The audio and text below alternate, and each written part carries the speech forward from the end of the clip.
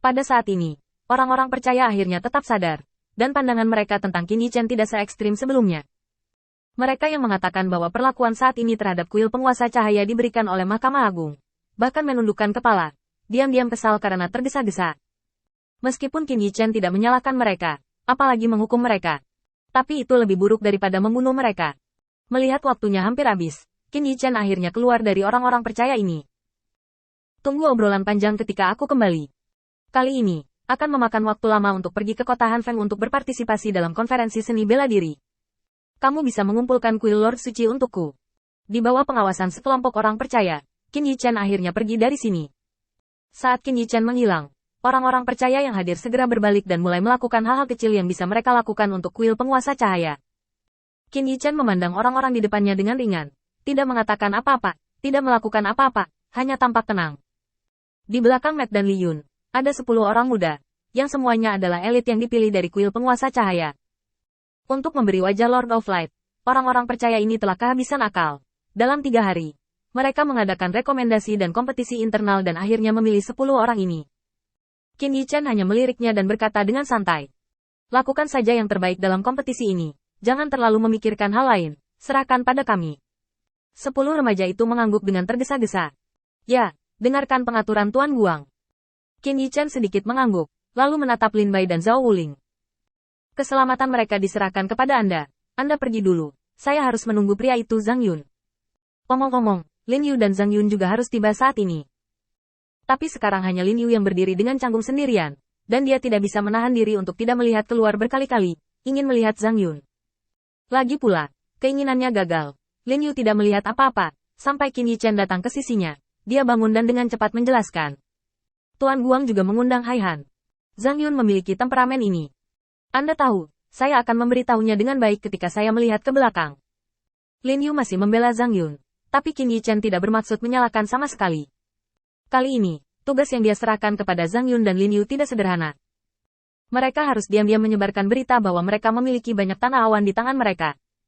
Yang terbaik adalah mencapai kesepakatan dengan beberapa penguasa kota.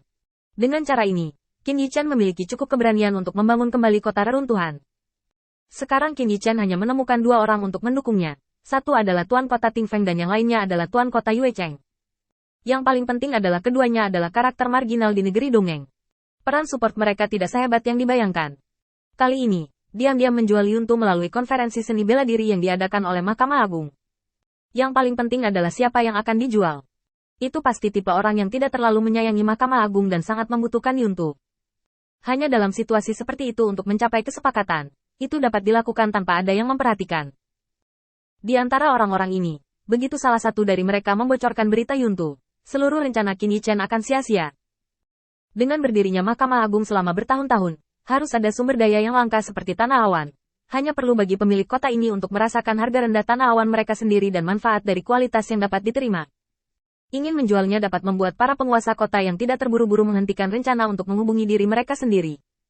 Jadi ini harus dilakukan dengan sangat hati-hati. Meskipun Lin Yu dan Zhang Yun tidak terlalu kuat, mereka mampu bekerja dengan baik seperti menempah senjata, dan mereka juga dapat memainkan peran penting dalam menemukan pembeli. Adapun mengapa Zhang Yun harus terlambat hari ini, itu adalah instruksi Qin Yichen. Hal ini terkait dengan kapan kuil penguasa cahaya akan dapat memanfaatkan fondasi Mahkamah Agung Tuhan. Ini sangat penting. Oleh karena itu, hal ini tidak boleh diketahui orang lain. Pernyataan keterlaluan ini sekarang telah muncul di kuil penguasa cahaya, seperti pernyataan bahwa wilayah bintang Chang'an dianugerahkan oleh Mahkamah Agung, menunjukkan bahwa seseorang telah menembus kuil penguasa cahaya. Meskipun mereka adalah salah satu pengikut Fan, Qin Yichen harus menjaganya.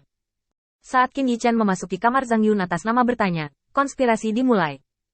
Zhang Yun telah menunggu lama. Qin Yichen mendaftar semua orang yang menurutnya layak, dan menyerahkan daftar itu kepada Zhang Yun. Dia juga menginstruksikan Zhang Yun tentang beberapa detail penting, terutama bagian yang paling tak tertahankan dari masalah ini. Setelah berulang kali menginstruksikannya, Qin Yichen pergi. Setelah Qin Yichen pergi, berita menyebar di kuil penguasa cahaya. Zhang Yun telah dijatuhi hukuman 10 hari kurungan karena kejahatan kelalaian, dan misi mereka untuk sementara dibatalkan. Ini adalah salah satu rencana Qin Yichen. Tujuan sebenarnya adalah memberi orang-orang ini di Mahkamah Agung kesempatan yang tampaknya dapat meruntuhkan kuil penguasa cahaya. Dan kelemahannya terletak pada kelemahan Zhang Yun ini. Adapun yang lain, Qin Yichen tidak khawatir melakukan ini. Tetapi untuk Zhang Yun, Qin Yichen sangat lega. Orang ini ada di sana bersama orang lain dan tidak bisa mendapatkan semua kemudahan yang telah diberikan kepadanya. Pada saat Qin Yichen menyusul Lin Bai dan rombongannya, dia sudah tiba di negeri dongeng.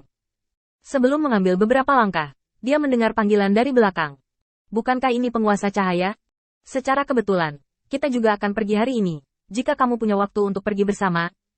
Qin Yichen melihat ke belakang. Tapi itu adalah Han Sanjian. Qin Yichen penuh dengan niat baik terhadap Han Sanjian dan yang lainnya. Dia hanya dipaksa untuk memilih untuk memecahkan kepompong dan memadatkan tubuh dewa di kota terapung Han Sanjian. Dan orang-orang ini mengambil semua kebaikan di dalam hati mereka. Jadi Qin Yichen memiliki banyak niat baik terhadap mereka. Apalagi metode pembuatan Yuntu diberikan kepadanya oleh Tuan Feng. Tanpa Tuan Feng, Qin Yichen tidak tahu berapa banyak waktu yang akan dia habiskan untuk mempelajari benda ini. Bahkan lebih tidak mungkin untuk memulai perjuangan untuk penguasa kota dengan Mahkamah Agung begitu cepat. Dan setelah ini selesai, itu berarti dia bisa memulai perjalanannya untuk mengambil alih negeri dongeng itu sebagai miliknya. Ini adalah kekuatan dasar perjudian Qin Yichen dan Tiadao.